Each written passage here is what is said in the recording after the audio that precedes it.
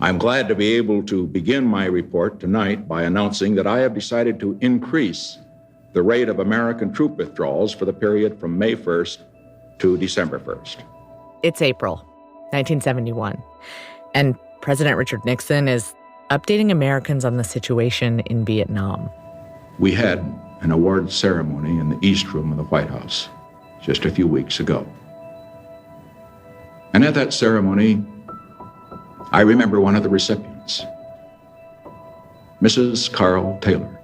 He promises mothers and wives across the country, yet again, that the boys will be home soon. Her husband was a Marine sergeant, Carl Taylor. He charged an enemy machine gun single-handed and knocked it out. He lost his life. But in the process, the lives of several wounded Marines in the range of that machine gun were saved. He sounds ready for peace. My fellow Americans, I want to end this war in a way that is worthy of the sacrifice of Carl Taylor. Well, it's a goddamn good little speech, actually. Well, deep down they all know you're right. But on the phone with Henry Kissinger that evening, things are different. He sounds ready to fight. If it doesn't work, then let me say, though, I'm going to find out soon, and then I'm going to turn right so goddamn hard it'll make your head spin. Mom those bastards right off here. I really mean it. He has it out for the Vietnamese, but also the media. I don't look at the commentary. I don't care what the bastards say. His cabinet. The hell with them. I mean, that's all there's to it. And that old thorn in his side, Congress. After you left, I stuck it to him. I said, look, on that point, I said, the Congress wants to take over, that's fine. But then they take the responsibility for this going down the drain, and that is clear, gentlemen. By God, I'm not going to let them get off of this hook. Well, it is a disgrace, Mr. President. Yeah. You are saving this country. Nixon is known for concentrating power in his office like no president before. Even before the Watergate scandal broke loose, he spied on the American people, he carried out a secret air war in Cambodia, and he supported a coup in Chile without ever telling Congress or the public. It got so bad that author Arthur Schlesinger wrote a book about it called The Imperial Presidency. But the irony is, the end of his tenure is also the last time in our history, so far at least, that Congress really pushed back. The biggest White House scandal in a century, the Watergate scandal, broke wide open today. One Republican senator said the news was enough to cause dancing in the halls of Congress. The attempt to intimidate the members of the Congress is the same as the attempt to intimidate the members of the press and great newspapers and television. I'm Lacey Healy, and this season on Things That Go Boom, since Nixon, the presidency has only become more powerful. But he didn't pave that road alone.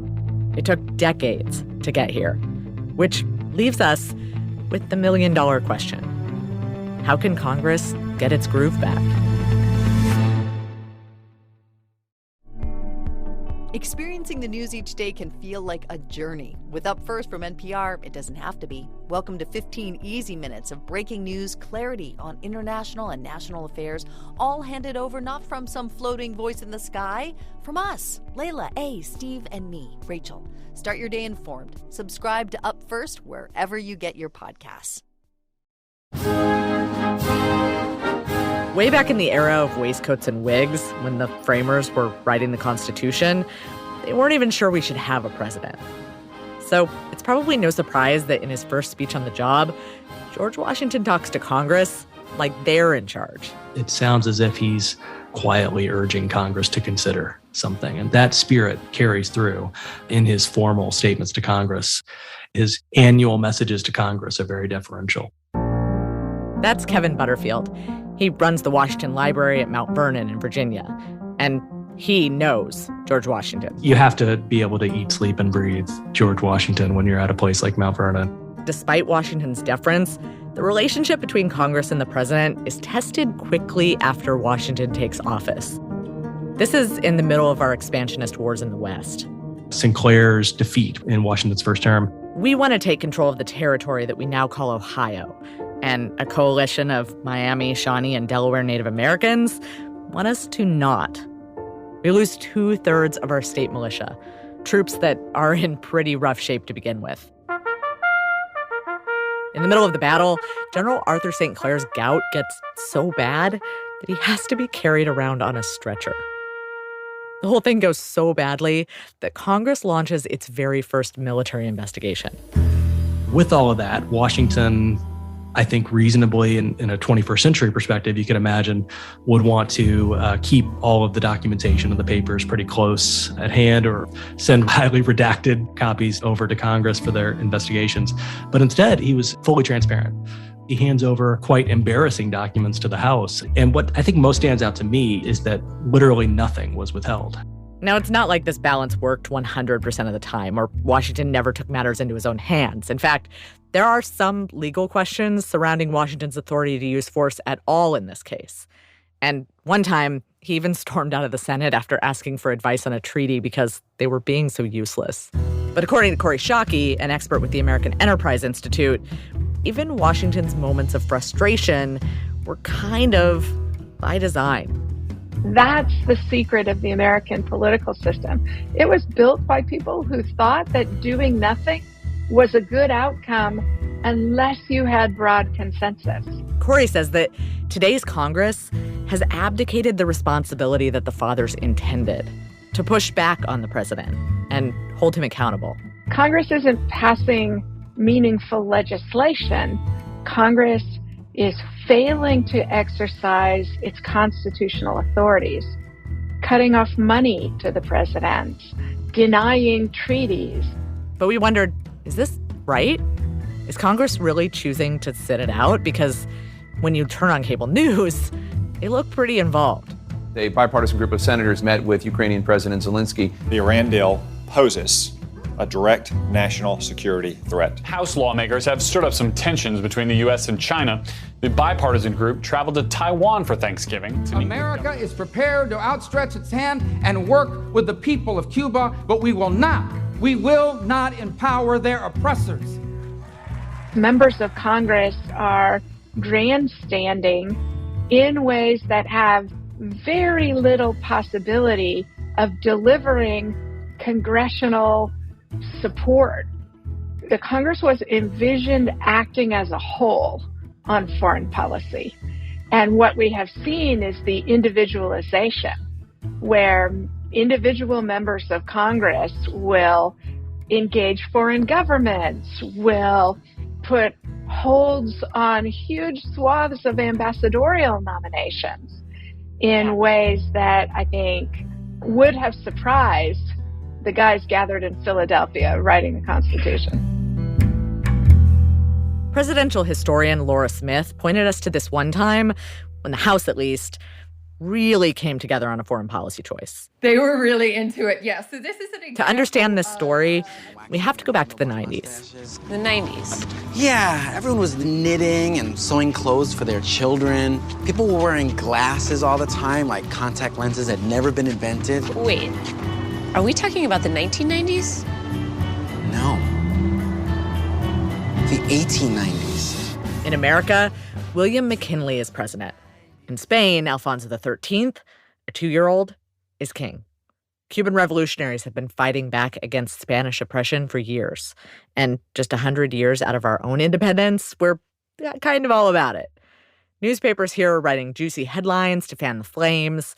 And it probably helps that Americans are ready to come at our own royalty here with fire and pitchforks. We've just come through the Gilded Age at the end of the 19th century. So you've had a period of increased scrutiny on the ideas of like robber barons and these giants of industry, Rockefeller, Morgan, all of these people, and there's more and more scrutiny. Remember in the 1890s when the economy was in a tailspin? Unwashed young men roamed the streets looking for work, and people turned their backs on huge corporate monopolies and supported local businesses? There's ideas about democratization, but it's still for a very particular group, and that's obviously white men.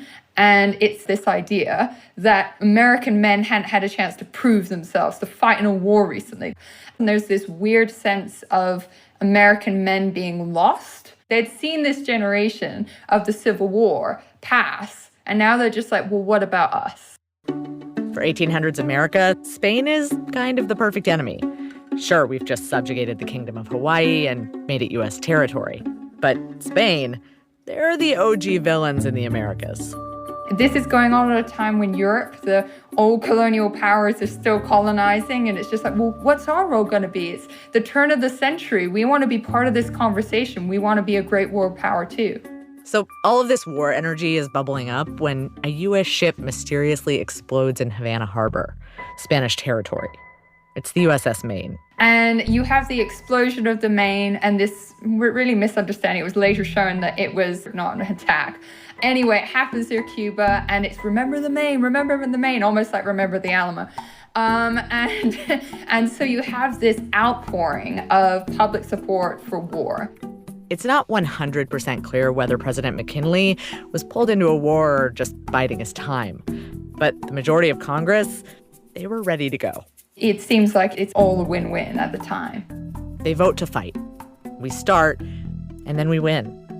In less than 4 months. We win. It's a clear win. It goes pretty quick. We don't really know what that feels like these days in America.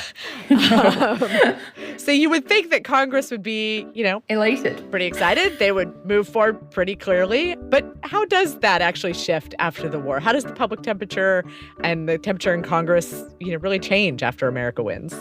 I think it could be described in one sort of, I was going to say word, but it's more like a sound. Oh. Laura says that after we won the Spanish-American War, the country suddenly had all the responsibilities of being a colonial power. But Congress had no interest in figuring that out. After all, what use is that to your state or district at home? There's a sudden realization, the penny drops, that, oh my goodness, we are now in control of territories that are exceedingly foreign to us, that are miles and miles away, and we are in charge. A lot of this is racism. Members of Congress didn't want to give places like Puerto Rico and the Philippines the full American treatment. But they also wanted to keep control. Another factor, how this plays to financial interests district by district. There is concern for example, even those sugar barons, right? It's just like, okay, if I have sugar in Louisiana, I don't want places like Puerto Rico getting free trade because guess what? That's not good for me. So there's economic concerns, there's racial concerns, there's this aspect of paternalism to it. Suddenly, Congress goes from being really interested in war to not wanting to deal with the consequences. That was 124 years ago. But what are things like now? Well, Kori says that over the years, lawmakers have learned a thing or two. Today, they're happy to do what they can to avoid having to face any consequences.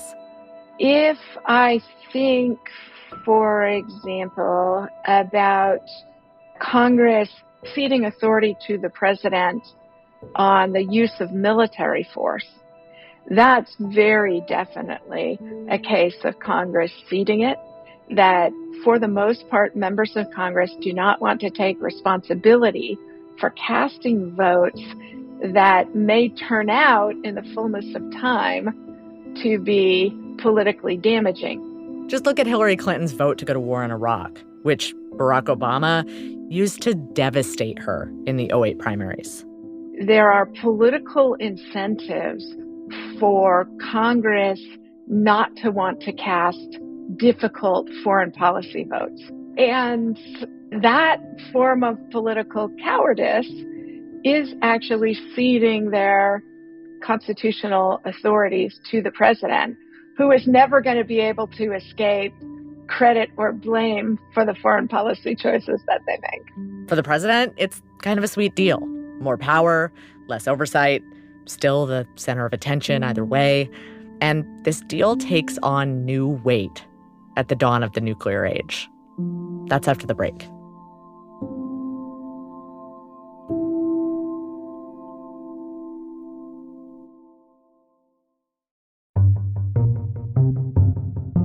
Up until the early 20th century, Congress happily supported wars that brought America to the global big leagues.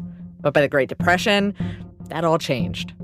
Congress wasn't exactly looking to prove its manly warfighting skills in the same way it was in the lead up to the Spanish-American War. The United States Congress throughout the 1930s was dead set on preventing the United States from getting into any foreign wars. That's Jeremi Suri. And I'm a professor of history and politics and social movements at the University of Texas at Austin, and I write books on this subject and love to talk about it. Basically, the U.S. had just come out of the Great War, a war that Americans were incredibly divided on even fighting in the first place. And the 20s had been cool. But now we had no money. That's not the only reason that Congress wants to stay out of other countries' business. There's also a feeling that the old empires of Britain and France can't really be trusted, and a real concern that presidents can twist Congress's arm and drag it into needless wars. But also, the people in power at the time are not all great. They were anti-Semites, and they were, of course, white supremacists and misogynists, too. I mean, it's an all-male Congress. There are no women there. I don't think there's a single Jew. No, there's not a single Jew. So their isolationism, the moral isolationism, it's not only a positive moral point of view. It's a sense that we need to stay out of the world with these dirty people of different kind in other places. FDR did not agree. He saw the fascism in Europe and Japan as a real threat. And even if he didn't think we should fight, he thought we should help. But this is one case. For Congress, it takes a big, united stand. They prohibited Franklin Roosevelt from selling arms abroad. They prohibited him from providing any aid to belligerents. They even prohibited him from allowing anything to be done outside of the military range that might indirectly help foreign countries go to war. Then, the attack on Pearl Harbor changes the dynamic completely. I regret to tell you that very many American lives have been lost. Suddenly, isolationists in Congress have egg on their face. Franklin Roosevelt's speech to Congress on December 8th, 1941, when he says, this day will live in infamy, the Empire of Japan has attacked us, he's going right into the belly of the beast. Always will our whole nation remember the character of the onslaught against us. He's saying to these isolationists, you see, we were not ready because of you. Suddenly, the world is thrust into an era of the iconic dude. Big personalities, they're taking center stage around the world. Guys like FDR, but also Winston Churchill. Churchill's popularity was minimal before this. He was seen as a belligerent windbag, and most of his career had been a career of failure. He was involved in the Boer War, an advocate for imperialism. He was involved in the terrible British landing at Gallipoli in World War I. So he's not a hero until after Pearl Harbor. People are looking to charismatic world leaders like Churchill and Roosevelt to lead us through some very dark days.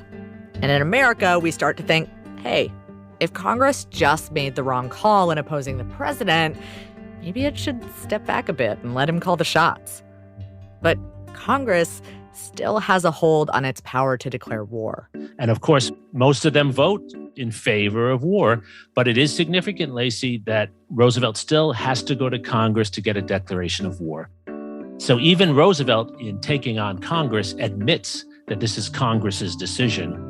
At the same time, he starts to make some pretty huge decisions without congressional approval, like a secret plan to build the world's first atomic bomb. Very few people are briefed on this. The money is spent without any accountability. And then when the bombs are created, the decision to use the bombs, which is ultimately made by Harry Truman after Roosevelt's death, is done without consulting Congress either. So this brand new weapon is created by the president.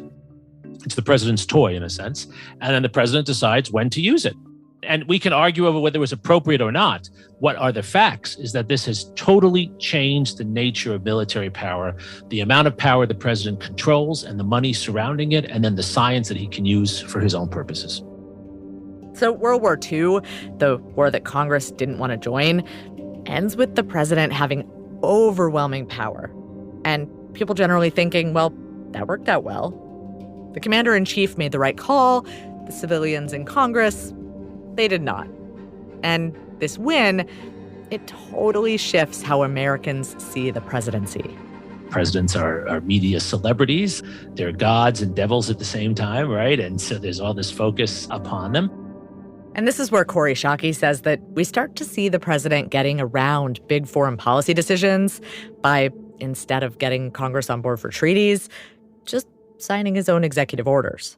That creates a seesaw anytime you have a change of administration. Power in the hands of the president, it leaves room for a lot more political maneuvering, something we still see today. The United States populates its executive branch with volunteers who are most usually not experts on the subject. They're advocates for an elected president's policies. The National Security Council comes out of World War II, unconfirmed by Congress, hand-picked advisors to the president. The CIA comes out of World War II, bringing intelligence to the president. A whole class of military professionals, that comes out of World War II. And they're reporting to the president. Professional military leaders, professional soldiers, professional nuclear managers, professional national security experts who have primary responsibility and take action and tell us afterwards. These changes from winning World War II, they bring us right up to 1950. In the 2,000 days from that day to this, Americans watched the warm glow of peace turn to Cold War. And this week fought desperately to keep the Cold War from turning into the white heat of total war. President Truman tries something new. He tries just not declaring war at all. The members of the United Nations act in concert to prevent a world war, and that's a police force. He claimed this was a police action, not a war. That little police action over there, which they call it back in the States, could stop a World War III. We was all for it. We want to get it over in a hurry and get back home. 2,000 days ago, the GI who said that in Korea was a freshman in high school. There was one senator who really didn't like where this was going. Senator Robert Taft from Ohio was the leader of the Republican Party. He was the son of William Howard Taft, who had been president. And Robert Taft was the presumptuous person to run for president next from the Republican Party. He was a fiscal conservative and an isolationist. He did not want to spend money overseas, and he did not want to get involved overseas. He went along with World War II. But when the North Koreans, the Soviets, and the Chinese attacked South Korea in June of 1950, he very quickly called upon the president to come to Congress to get a declaration of war if he wanted to go to war. And Robert Taft predicted, in his opposition to what Truman was doing, that if Congress did not require Truman to come to Congress and ask for a declaration of war, that no president would ever do that again. Taft was right. No president has ever done that again. Later presidents would kind of split the difference and ask for an authorization of military force. So the authorization for the use of military force is supposed to be temporary. It is an authorization to respond to one immediate threat. That's what both Bushes used to legitimize Iraq and Afghanistan. But since 2002, presidents haven't even asked for those. Jeremi says this all comes out of those moments in World War II and Korea when presidents started accumulating more and more power. It's like a river flowing toward this one office, this one guy. After Nixon left office, there was this moment. It's an era of 70s funk, fighting power, the end of Vietnam, and a crop of new young leaders and women are voted into office. Jeremi says that this helps create an environment where Congress is not just going to be sidelined. Instead, it takes an active role. And one way it does that is with a Senate committee that tries to understand just what's been going on the past few years. Have you brought with you some of those devices which would have enabled the CIA to use this poison for, we have indeed, for killing people? It is that Congress, the Congress of the early 1970s, that investigates the misdeeds of the CIA. Don't point it at me. Congress also passes a slate of new laws that limit the president's authority, just like before World War II. Congress passes legislation prohibiting presidents from assassinating foreign leaders. So we can't drop a drone strike on the leader of a foreign government. This is when Congress limits the military budget. Congress passes the War Powers Act, which is supposed to require presidents after 60 days to get an affirmative congressional vote in favor of the use of military force overseas. Many presidents have violated that. But Congress does some things to push in that direction. And if you look at the late 1970s, the United States gets involved in far fewer wars. And I think that's in part because Congress is placing limits on the president. Today, we find ourselves in a place George Washington and the framers never envisioned. On the one hand, they never could have imagined one president with the power to nuke a whole city or to take out a terrorist with the equivalent of a video game. They probably wouldn't have loved that. But they also never could have imagined Russia stealing state secrets without ever setting foot in a government building. Is it even worthwhile to try to get back to the balance they had planned? Jeremi thinks so. He says the way that we find our way back is by Congress reasserting its authority, just like they did after Vietnam. But what's really important here is it's not because the existing members of Congress have a coming of age moment and all of a sudden see this. They don't have a come to Jesus moment. It's actually pressure from outside Congress. It's pressure from citizens and new members who come in. And one of the challenges we have today is that it's very hard to get new members in who take these issues seriously. Most of us will never meet a president. But your House representative, maybe they went to your high school, or they come by to hype up your union on the picket line, or they make sure to get pictures of themselves eating a hot dog at your state fair.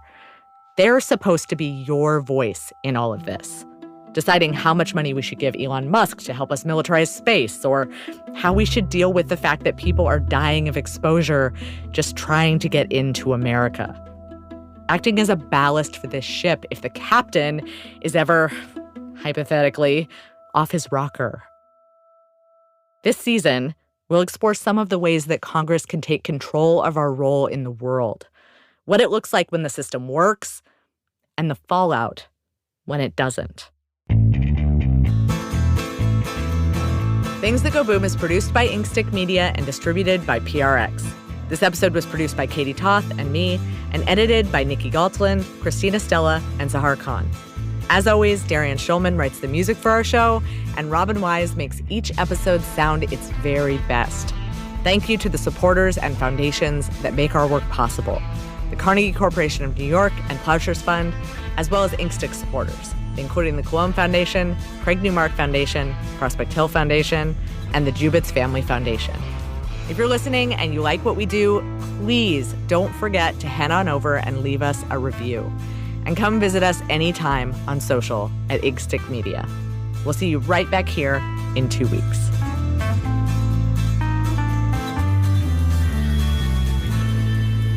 Why not just declare war? Why make a firm commitment? Why get married if you can have the relationship without having to sign on the dotted line? Why right? buy the cow if you I say that as a happily married man. From PRX.